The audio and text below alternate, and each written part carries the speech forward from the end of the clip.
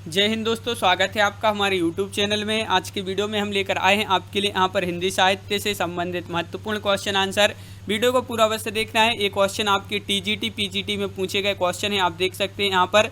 और वीडियो को लाइक कर लें और पूरा वीडियो अवश्य देखें क्योंकि बहुत ही महत्वपूर्ण इसमें क्वेश्चन आंसर हैं। चैनल को सब्सक्राइब अवश्य करें। तो आज का अपने यहाँ पर फर्स्ट क्वेश्चन है यहाँ से क्वेश्चन नंबर 11 से कि माटी की मूर्तें किस विधा की रचना है।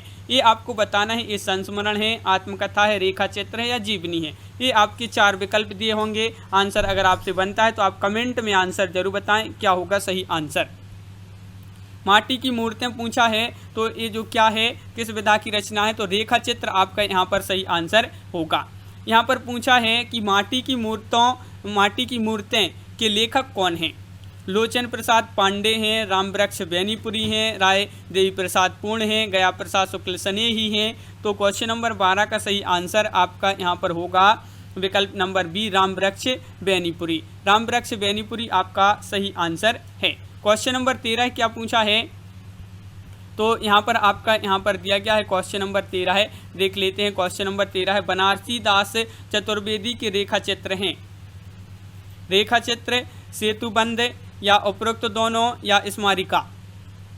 क्वेश्चन नंबर 13 है, महत्वपूर्ण है और आपका यहाँ पर जो सही आंसर होगा वह आपका सही आंसर विकल्प नंबर सी यानी कि उपरोक्त दोनों रेखा चित्र और सेतुबंध आपका सही आंसर है। देखिए, रेखा चित्र और सेतुबंध बनारसी दास चतुर्वेदी का रेखा चित्र है। और अगला क्वेश्चन यहाँ पर क्वेश्चन नंबर 14 क्या पूछा है, तो वह देख लेते हैं। अमिट रेखाएं के संस्मरण रेखा चित्रकार हैं, कौन हैं। अमिट रेखाएं के संस्मरण रेखा चित्रकार कौन है। विष्णु प्रभाकर हैं, देवन सत्यार्थी हैं, सत्यवती मलिक हैं, शिवपूजन सहाय हैं। तो आपका सही आंसर होगा, महत्वपूर्ण क्वेश्चन है और विकल्प नंबर बी सही आंसर है, सत्यवती मलिक आपका यहाँ पर सही आंसर है। बिल्कुल सही, सत्यवती मलिक आपका राइट आंसर है। क्वेश्चन नंबर आपका 15 है, यहाँ पर दिया गया है। क्या पूछा है, महादेवी वर्मा का रेखा चित्र इनमें से कौन सा नहीं है। नहीं है पूछा है तो बताइए। अतीत के चलचित्र, स्मृति की रेखाएं, पथ के साथी या उपरोक्त सभी। तो आपका यहाँ पर सही आंसर है उपरोक्त सभी हैं पूछा है आपसे। यहाँ पर देखिए, नहीं है पूछा है तो यहाँ पर देखिए उपरोक्त सभी राइट आंसर है। हिंदी के संस्मरणात्मक रेखा चित्र साहित्य की श्री वृद्धि में महादेवी वर्मा ने महत्वपूर्ण योगदान दिया है। इन्होंने अतीत के चलचित्र, स्मृति की रेखाएं, पथ के साथी और मेरा परिवार, इनके जो है रेखा चित्र महत्वपूर्ण रेखा चित्र माने जाते हैं। तो नहीं पूछा है, लेकिन यहाँ पर तो इनके जो है सभी हैं। तो उपरोक्त सभी आपका राइट आंसर यहाँ पर है। पूछा नहीं पूछा है मगर है आपका सही आंसर है। अगला क्वेश्चन क्या पूछा है कि निम्नलिखित में से कौन सी रचना रेखा चित्र है। रेखा चित्र है पूछा है आपसे, पथ के साथी, यामा, श्रृंखला की कड़ियाँ या दीपशिखा। तो क्वेश्चन नंबर 16 है और आपका सही आंसर क्या होगा, तो 16 का सही आंसर है विकल्प नंबर 1 यानी कि पथ के साथी आपका यहाँ पर सही आंसर है। विकल्प नंबर ए आपका यहाँ पर राइट आंसर है, पथ के साथी। स्मृति की रेखाएं, रेखांकन के रचनाकार कौन हैं। तो अब भी पढ़ा, स्मृति की रेखाएं रेखांकन के जो रचनाकार हैं वह महादेवी वर्मा जी हैं। कौन है, महादेवी वर्मा। तो विकल्प नंबर बी आपका सही आंसर है। ये क्वेश्चन बहुत ही महत्वपूर्ण है आपके। और क्वेश्चन नंबर आपका 18 पूछा है, महादेवी वर्मा द्वारा लिखित पथ के साथी में निम्नलिखित में से किस साहित्यकार का संस्मरण नहीं है। तो किस साहित्यकार का संस्मरण इसमें नहीं है। मैथिली शरण गुप्त, रविन्द्रनाथ टैगोर, सूर्यकांत त्रिपाठी निराला, अयोध्या सिंह उपाध्याय, हरिऔध। तो आपका यहाँ पर सही आंसर है यहाँ पर विकल्प नंबर डी राइट आंसर होगा, अयोध्या सिंह उपाध्याय, हरिऔध जो है इनका जो साहित्यकार हैं इनका संस्मरण इसमें नहीं है। तो विकल्प नंबर डी आपका यहाँ पर सही आंसर होगा।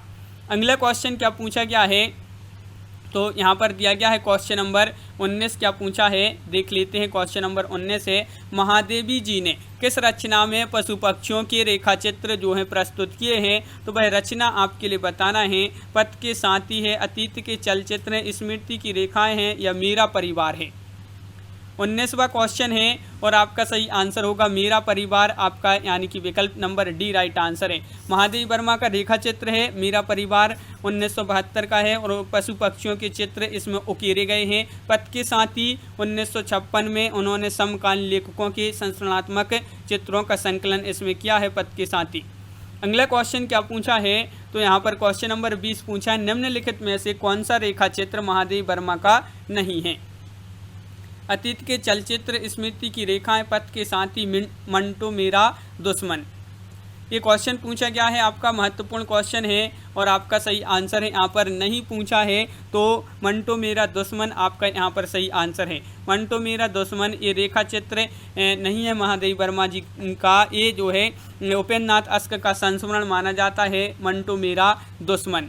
अगला क्वेश्चन क्या पूछा है, तो क्वेश्चन नंबर 21 आपसे यहाँ पर पूछा गया है, निम्न में से कौन रेखा चित्र विधा की रचना नहीं है। तो बताइए, कठ गुलाब, क्षण बोले कण मुस्काए, पुरानी स्मृतियाँ रेखाएं बोल उठी। क्वेश्चन नंबर 21 है, महत्वपूर्ण है और इसका जो सही आंसर है वह आपका राइट आंसर विकल्प नंबर 1 कठ गुलाब। ये रेखा चित्र विधा की रचना नहीं है। कठ गुलाब जो है प्रतिष्ठित हिंदी कथाकार मृदुला गर्ग जो है इनका नवीनतम उपन्यास माना जाता है कठ गुलाब। और अगला क्वेश्चन क्या पूछा है, तो यहाँ पर दिया गया है आपका अगला क्वेश्चन नंबर 22 कि महावीर प्रसाद द्विवेदी द्वारा रचित संस्मरण नहीं है।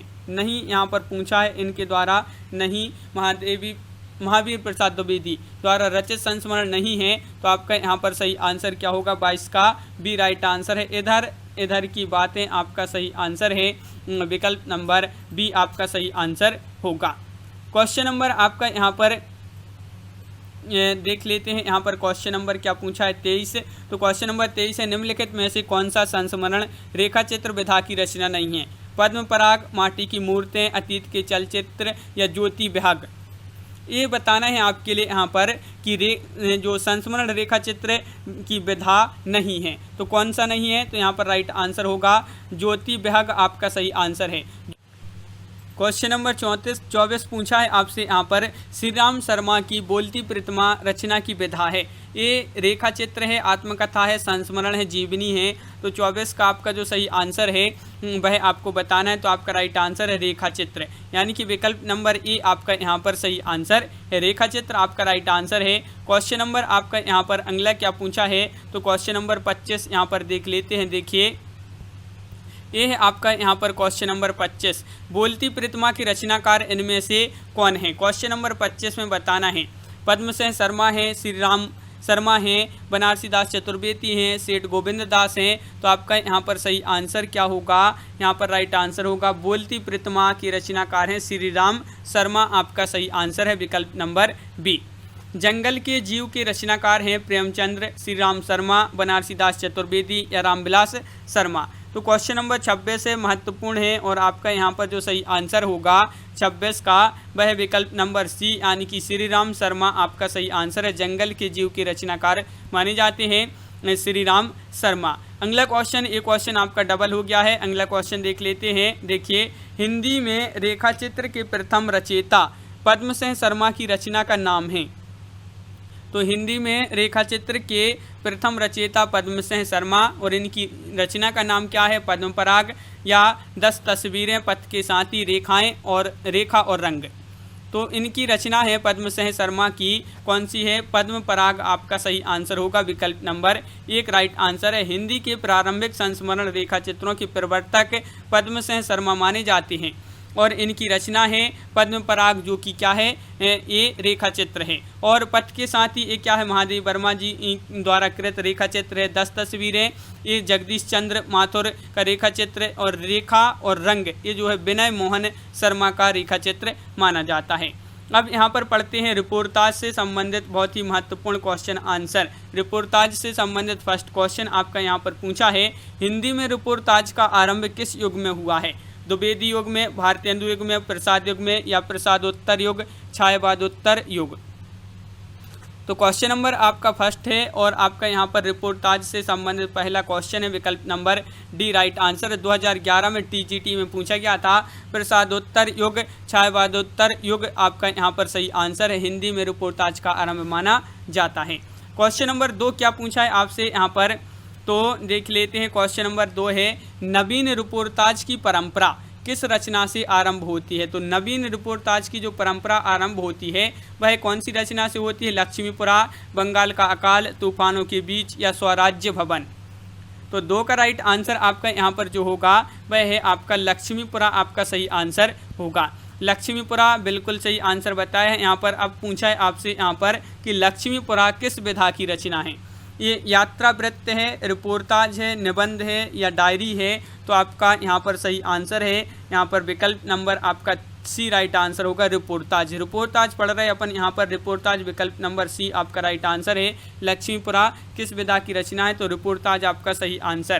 क्वेश्चन नंबर 4 है, हिंदी साहित्य के पहले रिपोर्टाज लेखक होने का श्रेय प्राप्त था भारतेंदु हरिश्चंद्र जी को, शिवदान सिंह चौहान, महावीर प्रसाद द्विवेदी, आनंद कौत्सायन। तो आपका यहाँ पर राइट आंसर है, क्या है राइट आंसर, तो यहाँ पर विकल्प नंबर सी राइट आंसर है, शिवदान सिंह चौहान। शिवदान सिंह चौहान इनको जो है पहले हिंदी साहित्य के पहले रिपोर्टाज लेखक होने का श्रेय प्राप्त है, शिवदान सिंह चौहान। अल्मोड़े का बाजार किस विधा की रचना है, तो जीवनी है, गीत है, रिपोर्टाज है या यात्रा वृत्त है। तो 5 का आपका जो सही आंसर है। 2013 में एक क्वेश्चन पूछा गया था टीजीटी में, और अल्मोड़े का बाजार ये क्या है, रिपोर्टाज है। विकल्प नंबर आपका बी राइट आंसर है, रिपोर्टाज फ्रांसीसी भाषा का शब्द है। अगर पूछा जाए रिपोर्टाज किस भाषा का शब्द है, तो फ्रांसीसी भाषा का शब्द माना जाता है रिपोर्टाज। अगला क्वेश्चन क्या पूछा है, तो यहाँ पर दिया गया है अगला क्वेश्चन नंबर 6 आपसे पूछा है। क्या पूछा है देख लेते हैं। अल्मोड़े का बाजार रिपोर्टाज के लेखक कौन हैं, भगवत शरण उपाध्याय हैं, प्रकाश चंद्र गुप्त हैं, रघुवीर सहाय हैं, रांगे राघव जी हैं। तो क्वेश्चन नंबर 6 है और आपका सही आंसर है। यहाँ पर इसके जो लेखक पूछा है, तो विकल्प नंबर सी राइट आंसर है, यानी कि प्रकाश चंद्र गुप्त आपका सही आंसर यहाँ पर है। बंगाल का अकाल रिपोर्टाज के लेखक कौन है। क्वेश्चन नंबर 7 है, महत्वपूर्ण है, बंगाल का अकाल रिपोर्टाज है ये। अगर पूछा जाए बंगाल का अकाल किस विधा की रचना है, तो रिपोर्टाज है, और इसके जो लेखक हैं वह कौन है, तो आपका 7 का राइट आंसर यहाँ पर क्या होगा। देखिए, बंगाल का अकाल रिपोर्टाज के लेखक प्रकाश चंद्र गुप्त हैं, प्रकाश चंद्र गुप्त हैं। तो यहाँ पर आपका विकल्प में नहीं दिया गया है प्रकाश चंद्र गुप्त। यहाँ पर आप देख लेते हैं, देखिए यहाँ पर लिखा है कि बंगाल का काल रिपोर्टाज के लेखक प्रकाश चंद्र गुप्त हैं। गुप्त जी का बंगाल का काल शीर्षक रिपोर्टाज पर लिखे गए रिपोर्टाजों के बीच महत्वपूर्ण स्थान रखता है। और क्वेश्चन नंबर आपका यहाँ पर 8 पूछा है। क्या पूछा है देख लेते हैं। बंगाल का काल नामक रिपोर्टाज किसकी रचना है, तो यहाँ पर आपका सही आंसर होगा, यहाँ पर भी आपका वही आंसर है। क्या राइट आंसर, ये जो है प्रकाश चंद्र गुप्त जी का है। यहाँ पर भी विकल्प में आपके नहीं दिए गए हैं प्रकाश चंद्र गुप्त, तो इनमें से कोई नहीं आपका राइट आंसर होगा। क्वेश्चन नंबर 9 पूछा है आपसे कि तूफानों के बीच नामक रिपोर्टाज के लेखक कौन है। शिवदान सिंह चौहान हैं, रांगी राघव हैं, धर्मवीर भारती हैं या फिर शमशेर बहादुर सिंह हैं। तो क्वेश्चन नंबर 9 है, 4 विकल्प आपके यहाँ पर दिए गए हैं। तूफानों के बीच नामक रिपोर्टाज पूछा है और इसके लेखक जो हैं वह हैं कौन, रांगे राघव। रांगे राघव आपका विकल्प नंबर बी यहाँ पर सही आंसर होगा, बिल्कुल सही आंसर बताया है, बहुत बढ़िया। विकल्प नंबर बी आपका राइट आंसर है। क्वेश्चन नंबर 10 आपसे यहाँ पर पूछा गया है, देख लेते हैं। तूफानों के बीच किस विधा की रचना है, तूफानों के बीच किस विधा की रचना है, ये आपको बताना है। तो आपका राइट आंसर होगा यहाँ पर विकल्प नंबर 1 यानी कि रिपोर्टाज है। रिपोर्टाज है तो विकल्प नंबर 1 आपका यहाँ पर सही आंसर है। 1941 में बंगाल के भीषण अकाल की काली छाया को रांगी राघव ने रिपोर्टाज के माध्यम से सशक्त शैली में व्यक्त किया है। यह रिपोर्टाज जो है तूफानों के बीच में शीर्षक से हंस पत्रिका में प्रकाशित हुआ था। तूफानों के बीच और रिपोर्टाज किस पत्रिका में प्रकाशित हुआ था, अगर इस प्रकार का क्वेश्चन पूछा जाए तो हंस पत्रिका में प्रकाशित हुआ था। रांगी राघव इसके लेखक हैं और तूफानों के बीच किस विधा की रचना है, तो ये रिपोर्टाज है। तो इस प्रकार अपने यहाँ पर बहुत ही महत्वपूर्ण क्वेश्चन कंप्लीट हुए। कैसा लगा ये वीडियो कमेंट में जरूर बताएं। अगर आप चैनल पर पहली बार आए तो चैनल को सब्सक्राइब कर लें, बेल आइकन दबाएं, ऑल पर क्लिक करें ताकि ऑल वीडियो की नोटिफिकेशन आपके यहाँ तक पहुँचे। ज़्यादा से ज़्यादा वीडियो को शेयर करें और वीडियो को लाइक करना ना भूलें। तो आज की वीडियो में बस इतना ही। सभी के लिए बहुत बहुत धन्यवाद। सभी के लिए जय हिंद।